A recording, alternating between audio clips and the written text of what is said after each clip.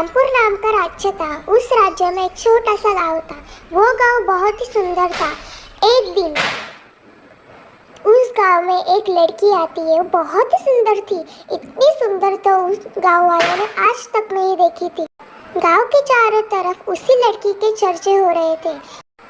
उसकी आंखें और उसके बाल, यही देखकर गांव की लड़कियां उससे इतनी जलने लगी थी कि क्या ही। और एक लड़की तो बोल पड़ी, ये इसके बाल हैं कि क्या है।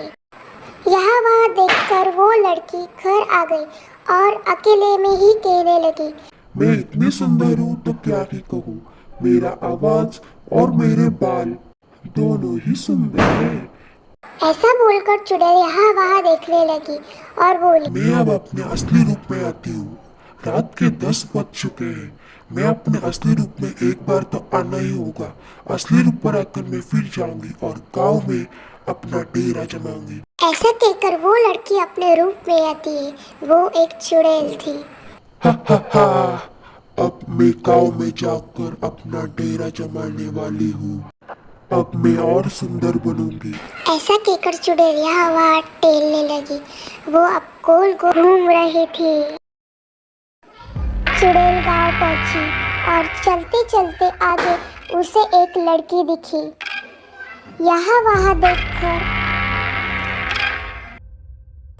वो बोली, बेटा, इस गांव के पास में जो गांव है उस गांव का नाम क्या है? ऐसे सवालों से चुड़ैल उसे बहलाने लगी। आंटी, आपको ब्रह्मगिरी में जाना है क्या? वो इस गांव से 10 किमी में ही लगता है। आप 10 मिनट में ही पहुंच जाओगे।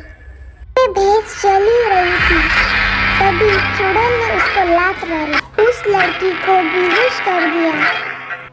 यहाँ वहाँ देखते हुए उस लड़की को उसने अपने घर ले गई।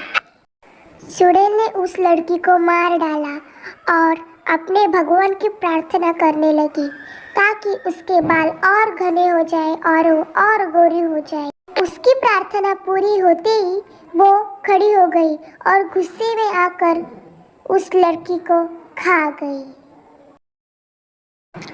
अगले दिन गांव की हर तरफ एक ही चर्चा थी, लड़की अचानक गायब कैसे हो गई और उसे कौन ले गया।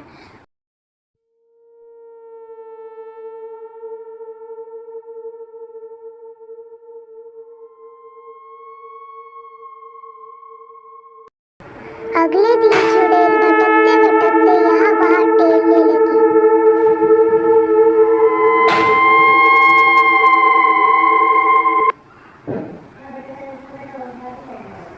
यहाँ वहाँ देखते हुए वो बोली,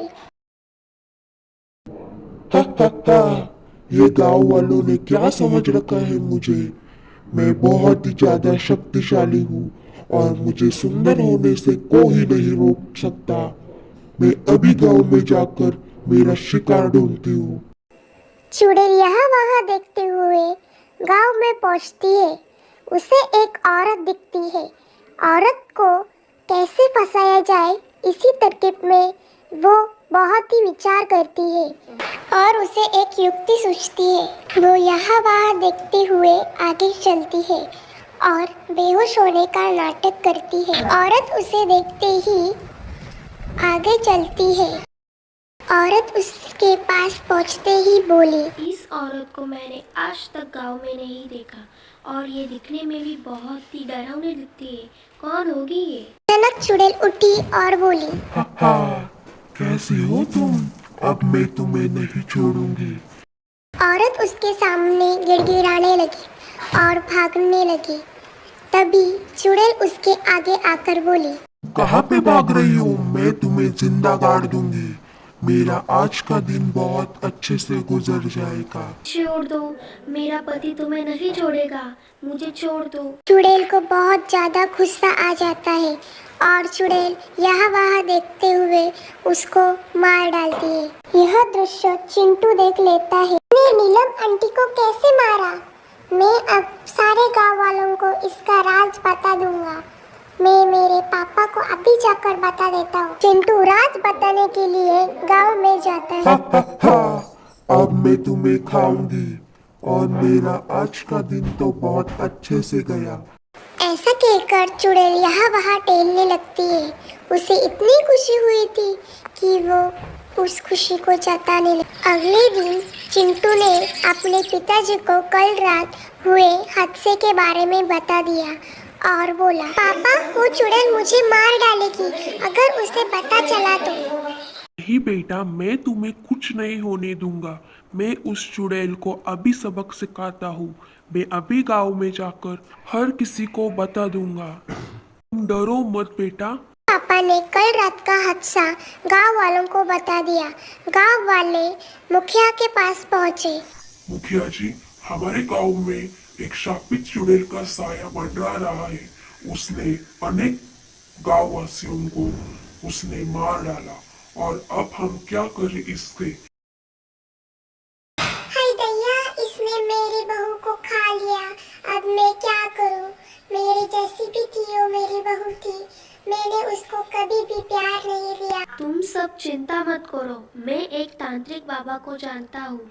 हम उसके पास जाकर अपनी समस्या का हल ढूंढ सकते हैं। ठीक है मुखिया जी, अभी हम चलते हैं उस तांत्रिक बाबा के पास और अपनी समस्या का समाधान ढूंढते हैं। गांव वाले उस तांत्रिक बाबा के पास निकल पड़े। तांत्रिक बाबा के पास पहुंचते ही मुखिया उनकी ओर दौड़ा। मैं जानता हूँ तुम सब यहाँ पे क्यों आए हो। मैंने मेरी तीसरी आंख से सब कुछ देख लिया है।